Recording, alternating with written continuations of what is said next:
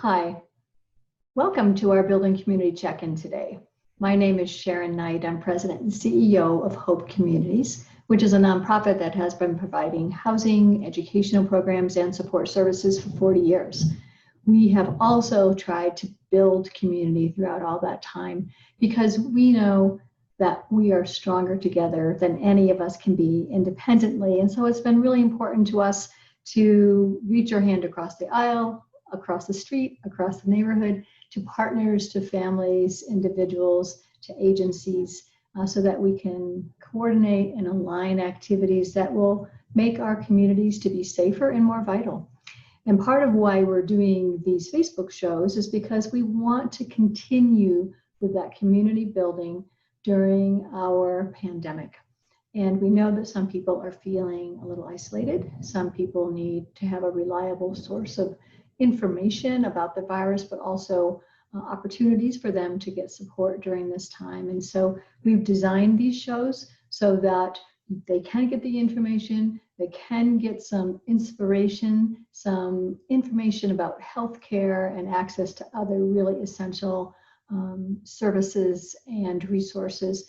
And once in a while we show activities and do things that will just help to make your life better during this time. So we've used the Facebook Live platform so that people could interact with us during the live shows. Today we're doing a pre-recorded show, but we still want to hear your comments and we want to know if you have questions. So please feel free to email us at info@hopecommunities.org if you have some information that you want us to know about. So a little bit of news for today. You know, after Colorado had a slowdown and they had the lowest number of new coronavirus cases, the next week they saw a surge. And part of that is because people started going out into the community and started being around more people. The governor is really encouraging all of us to be careful, to wear the mask, to keep the social distancing. And it's particularly important as people start to plan for July 4th. We know it's so much fun to get together with families, but please, please be careful. I want to also remind you that Denver's primary ballots are due on June 30th. So you have just a few days to respond to those. You've gotten your ballots in the mail. You can't mail them any longer because we don't have enough time to meet the deadline, but there's lots of drop boxes around town and your voice matters. And we hope that you take this opportunity to get out there and vote. Our guest today that also pre-recorded a video for us is Beth Fisher. Beth is teaching at the University of Denver in the Master's in Health Care Management program. She is a volunteer for Hope Communities. She has been helping us with food distribution.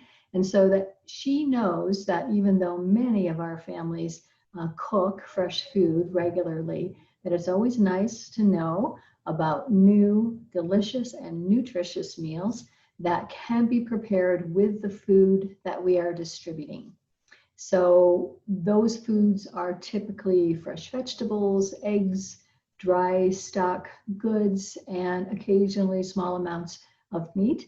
And so her two recipes that she will be demonstrating throughout the whole cooking process with each step are a frittata and also a sausage vegetable bake.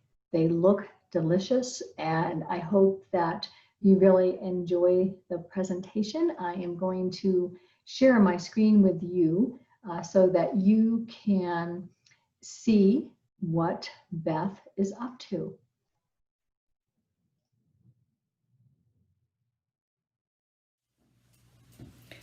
Hello, residents of Hope Communities. My name is Beth Fisher, and I'm going to share with you some simple recipes that you might want to try at home to use some of the produce and other ingredients that you get that are often found in the food distribution that Hope Communities has been doing recently. I had the opportunity to distribute food to residents last week and saw all the wonderful fresh vegetables that you were getting and came home and it made me hungry. So what I wanted to do now was to share with you some ideas that I have for using some of that fresh produce and making healthy but simple meals. I very much like to cook, but I also like to just create things from what I have available in my refrigerator or my pantry. And one of those things that I like to create is known as a frittata. It's a Spanish dish, like a Spanish omelet, if you will. So I'm going to show you how to go about making that, which would use many of the ingredients that you may get from your food distribution. So let me just share some of the ingredients that we're going to be using to make this frittata. So I've chopped my onions, and then I'm doing the same thing with my peppers. Just cutting them up into a small dice.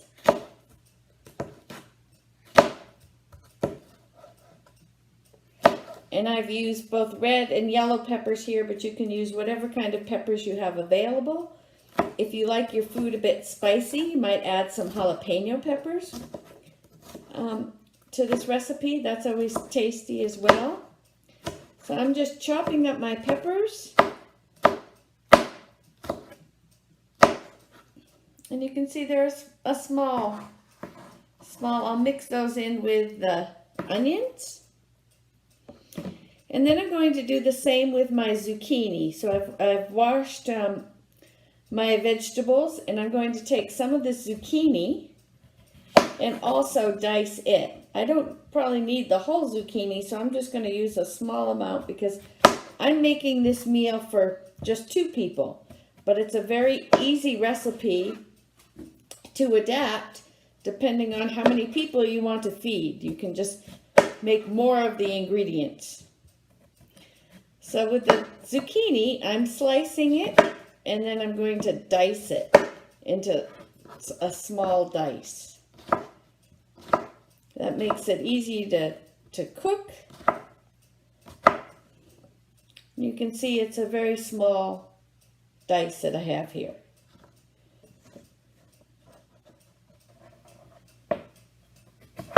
So I will continue chopping up zucchini. So I probably have for about a cup of zucchini that I'm going to be using in my frittata.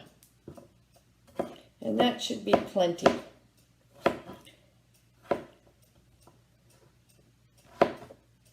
Okay, I also have a carrot. Now, I decided this carrot's getting a little bit old, but it's perfect for a frittata. So I'm going to take my carrot and peel it, and then also dice it up to be about the same size as the zucchini. So let me go ahead and peel this carrot.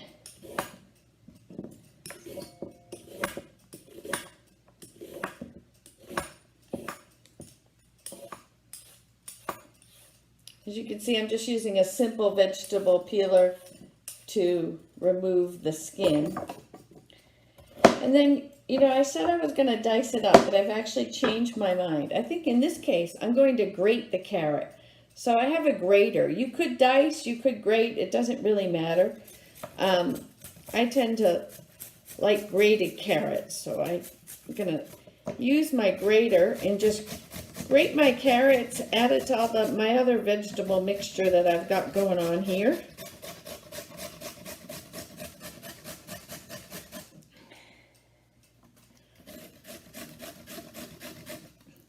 But as I say, you can either grate or just chop it finely.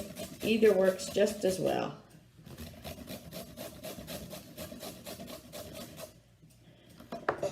The tricky thing is to be careful you don't cut yourself while grating. That's what I always worry about.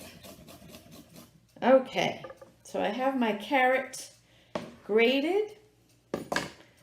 So you can see I have a variety of vegetables here now. I have my peppers and onions, my zucchini, and my carrots.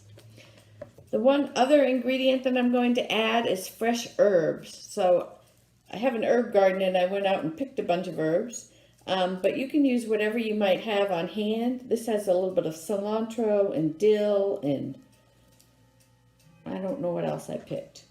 Maybe some marjoram, whatever. What I'm going to do is just bunch it up and dice it finely so that I can add it to my mixture once we get going.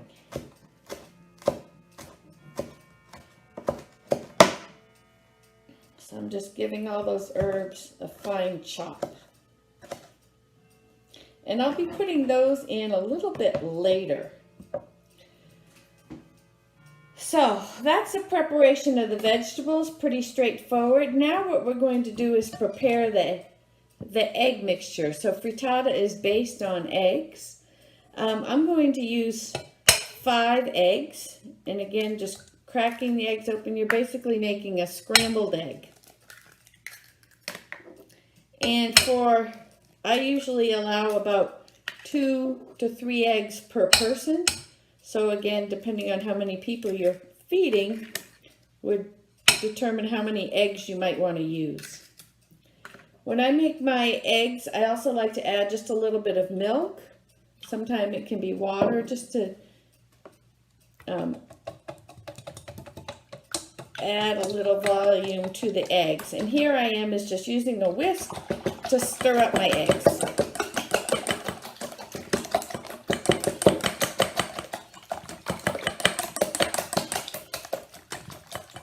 I usually like to season my eggs at this point before I even cook them with a little bit of salt and pepper. So I'm going to be adding some salt and some pepper to my eggs.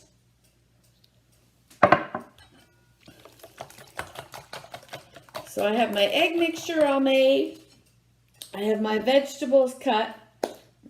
We're ready to start cooking. So to do that, I'm going to move over to the stove top here, and I hope this will work. Bear with me as I switch out the camera angle.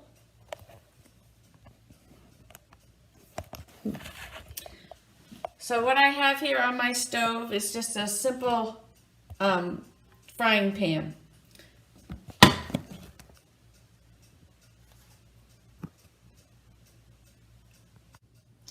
Okay, we're back at the stove. You can see this is just a simple, about a 10-inch frying pan. I've put some olive oil in the bottom and I'm going to let that heat up a little bit to coat the pan.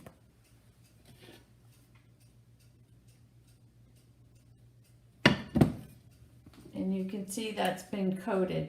Now what I'm going to do is take my vegetables that I chopped earlier and put them in the pan.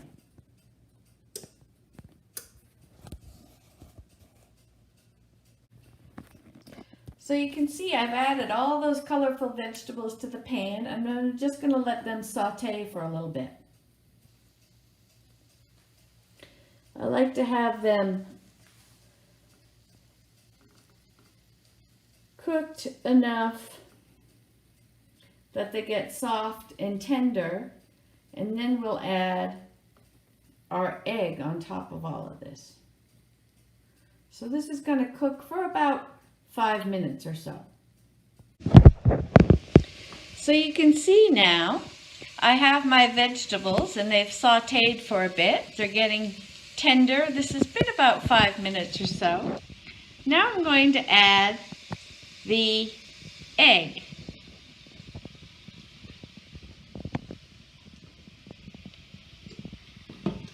So this is my eggs. These are just the 5 scrambled eggs. And I'm going to add the herbs directly to the eggs so that they will be able to cook with the vegetables. So these are those herbs that I chopped up earlier that I'm now adding. I got a little bit of carrot in there too, as you can see. It doesn't really matter. I'm adding these to the egg mixture. And then what I do is I take this egg mixture and pour it directly in to the pan with the vegetables. And you want to move that around a little bit to make sure all the vegetables are coated with the egg.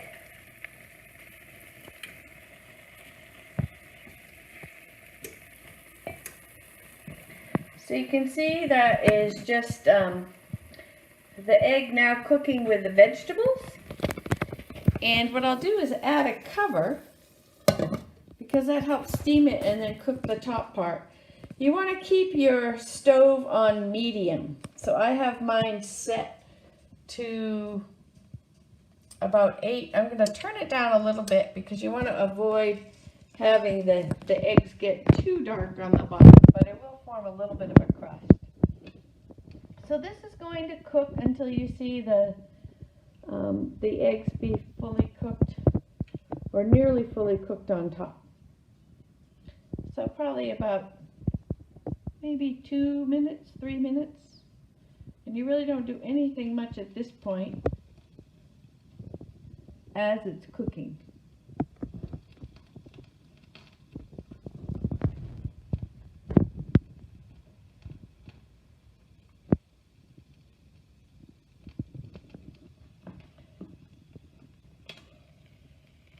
I'm going to lift up the top. Sometimes I like to just move my spatula around to make sure that it's not sticking to the pan.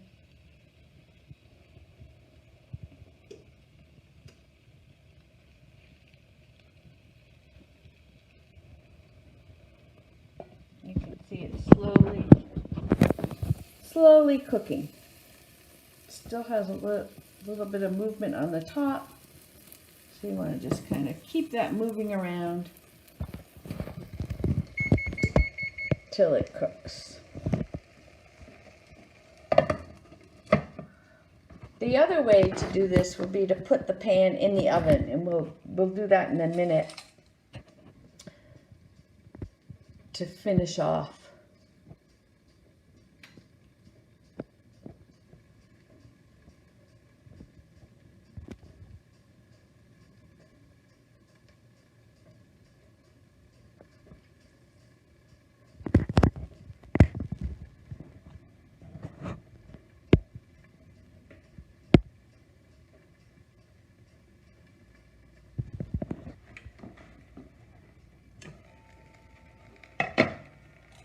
Peek again at how this is doing.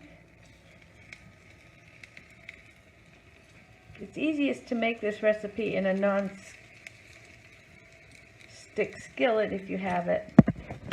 But if you don't, it works just as well. Just make sure you have enough oil.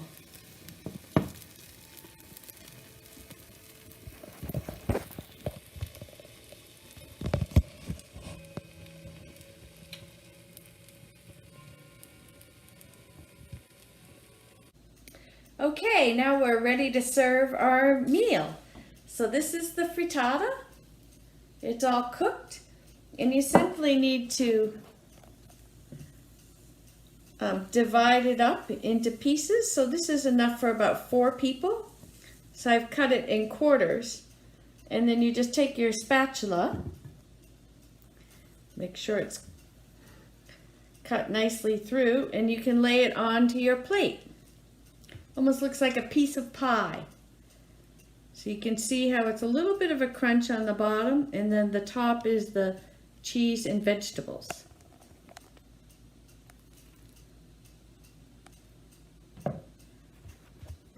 The other thing I like to do with this, if I can get my camera at the right angle, is you might serve it with a little side of salsa.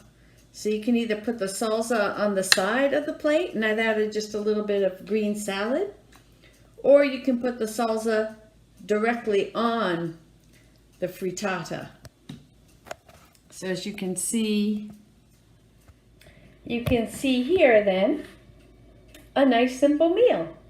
So frittata with a little bit of salsa. Again, you don't need to use the salsa. I just put a little bit of greens on there as well.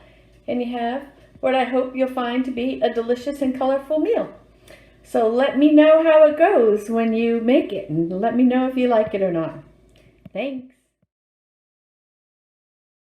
I want to show you another meal that's very easy to prepare and creates a delicious meal for your family.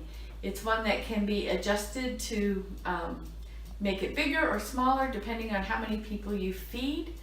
And it's also very good for, again, using up leftovers that you might have in your refrigerator or pantry.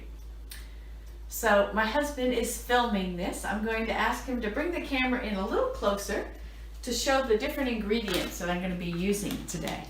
So I had some leftover Brussels sprouts. I'll be using these.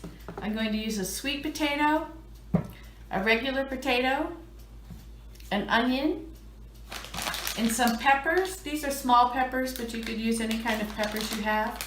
And then I'm also going to use sausage. For this recipe, I bought beef Polish kielbasa, but you can use any type of sausage that you might have available. So those are the ingredients, and what we're going to do is mix this all up and roast it in the oven, and when it's finished, you'll have a delicious meal and very easy to prepare. So let's get started. First thing we're going to do is trim the Brussels sprouts, and I like to cut them in half because they roast a little bit better that way.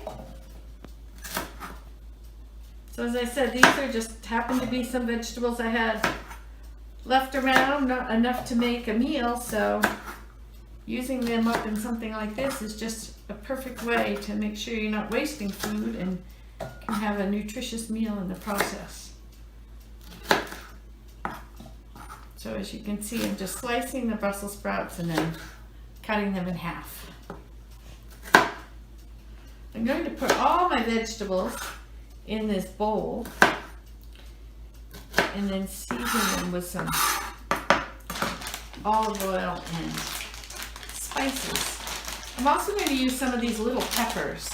As I said, you could use regular peppers and just cut them up. But since I have these little ones, I'm going to just throw them in. I'm not even going to peel them because when they're done, you can just pull the top off.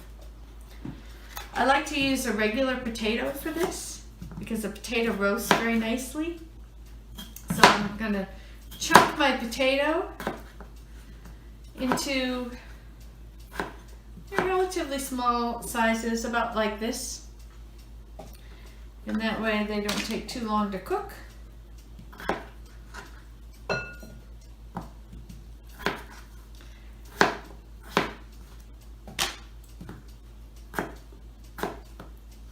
I like to leave the skin on my potato. I make sure I wash it first and scrub it, but the skin has a lot of nutrients in it, so it's good to use the skin. But if you find you don't like to, then you can always peel it. I do the same with the sweet potato. So this is a sweet potato that I'm using, and I'm also going to leave the skin on the sweet potato. But again, that's a personal preference, but it does have more nutritional value if you leave the skin on. Sweet potatoes are always a little tricky to cut up. But again, I'm cutting them in about the same size as I did the white potato. And I'm throwing, you can see I'm throwing everything right here into the bowl. Sometime with the sweet potato, if you have a bad spot or something, you just cut that out. It's no big problem.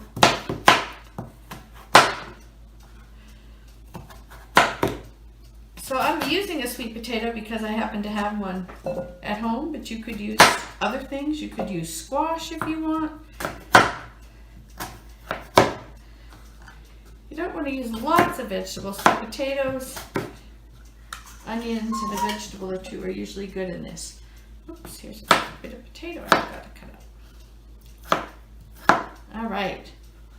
So in the bowl so far, I have peppers, sweet potatoes, white potatoes, and Brussels sprouts. And then I want to add some onion because onion always adds some nice flavor to the roasted vegetables. So I'm going to peel the onion.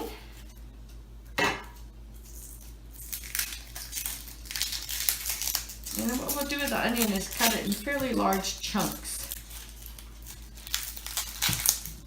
Just getting the outer skin off. And cutting up the onion. So you can see it's in chunks of about that size, and I'll also throw that into the vegetables.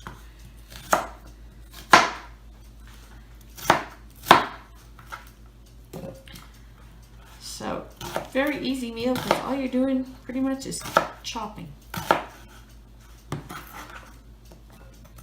All right, so you can see I have all these vegetables in the bowl. You mix them up a little bit. You can see how colorful it is. Lots of different colors in this meal. And then what I'm going to do is take some olive oil. You could use canola oil or any other kind of oil. I happen to like olive oil. I'm going to put maybe about 1/8 of a cup or so onto the vegetables so they get nice and coated. And then I'm going to add some spices to them. You can use whatever spices you happen to like.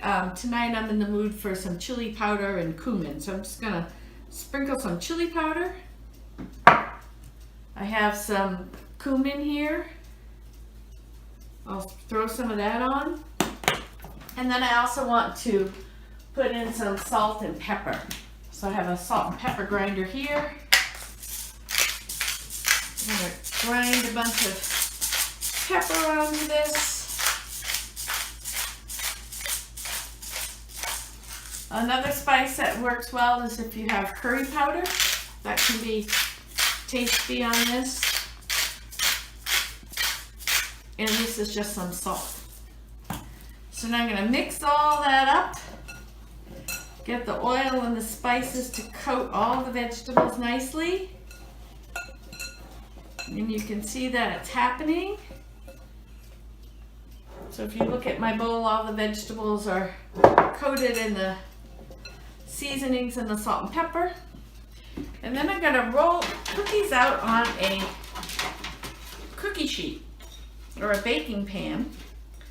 And you see I have my baking pan lined with parchment paper. That's just because it makes it a little easier to clean up. You could use foil, use whatever you want, and spread the vegetables out on the pan so you can see how those are spread out a bit.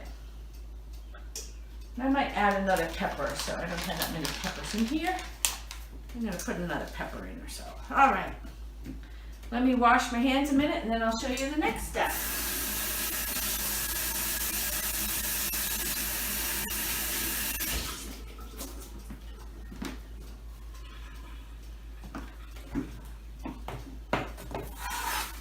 So the next step is when we add the sausage.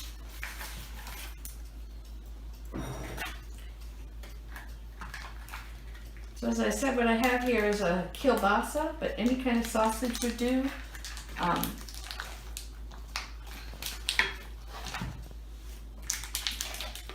Though it might be better to get a sausage package.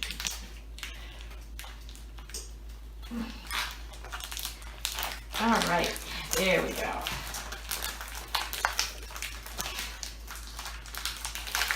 So a pre-cooked sausage can be particularly good with this recipe rather than like an Italian sausage that hasn't been cooked. I would tend to go for sausages that are pre-cooked. So like andouille sausage is another option, chicken sausage. And I'm cutting the sausages in pieces like this, about that size.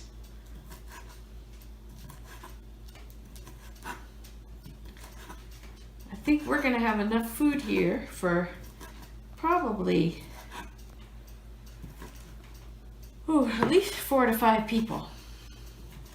So my husband and I will be having leftovers since it's just the 2 of us in our family right now. But you can make this meal for lots of people. I made it once for 25 people and just made several pans like this. So with the sausage, you don't really need to do anything with it. You don't have to put it in oil or anything. You're just going to kind of mix it in with the vegetables. And these sausages are going to roast with the vegetables. And as the moisture and the fats from the sausage release, it adds seasoning to the vegetables. So it works very well. So there you can see, that's our meal. Just some sausages and vegetables. And we're going to now stick it in the oven I've turned the oven up to 400 degrees. You want this to cook at a high heat.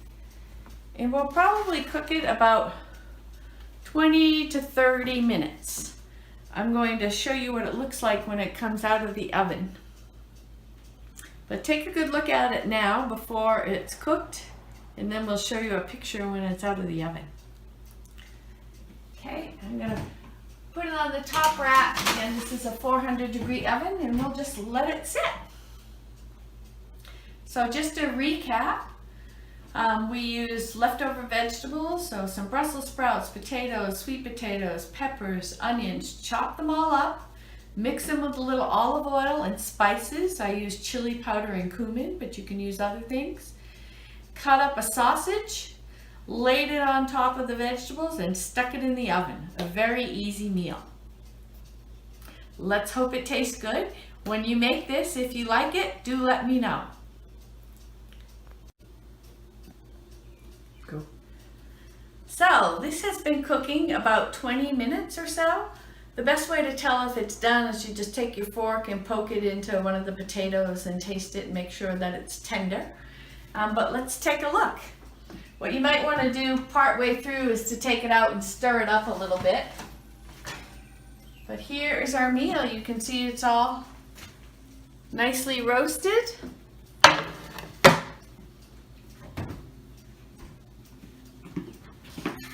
And we'll simply serve this on a plate. Just scooping up all the vegetables. You can taste it. You might want to add a little bit more salt and pepper. You can see how the peppers got nice and browned up, as did the Brussels sprouts. So I'll put this on our plate, and we have an all-in-one meal. We've got our vegetables, our meat, our potatoes. So a very nutritious meal, all out of one pan. There you go. Hope you enjoy it.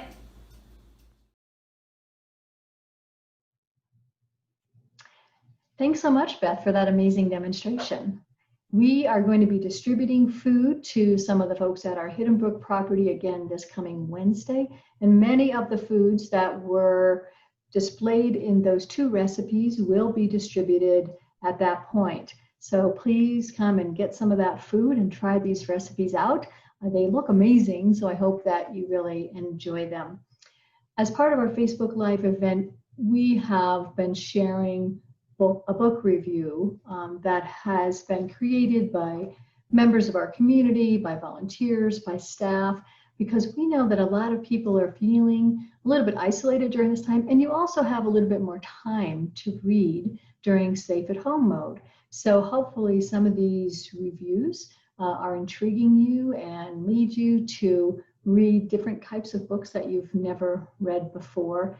We do make it a practice to try to find books that are available at the Denver Public Library, because we know that oftentimes you just can't go out to buy a book at this time.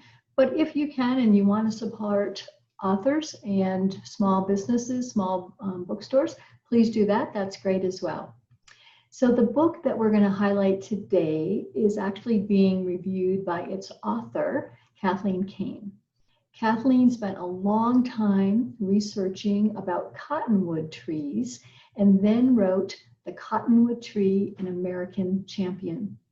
Through the pages of her book, through her stories, she explains when and why cottonwoods came to Colorado, the purpose that they served, and the many, many special ways that they were used over these many, many years. So it's a really interesting book. It's fun to read. I enjoyed it myself. I actually bought it for my dad, and he enjoyed it.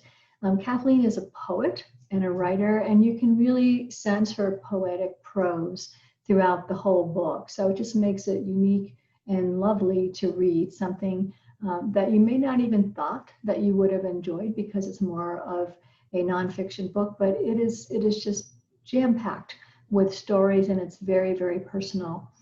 It is available at the Denver Public Library, but it's not available for download yet. Remember, though, that we are going to start curbside service again. So if you want to get this book from the library, you can put a request in for that order, and then you can pick it up very soon. So just go on to their website and check that out and try to get that order so you can read it. I want to also say that Kathleen is giving us a free book. So if you want to read the book and you don't want to get it from a bookstore, please email us and let us know that you'd like to read it, and you will get the copy of this book that's signed by the author if you are the first person to reach out to us. So let us know right away if you want to look at that book. Thanks again for joining us today. Remember, if you have any needs at all, to reach out to us at info@hopecommunities.org. Hope you have a really great weekend, and I hope to see you again on Tuesday. Bye-bye now.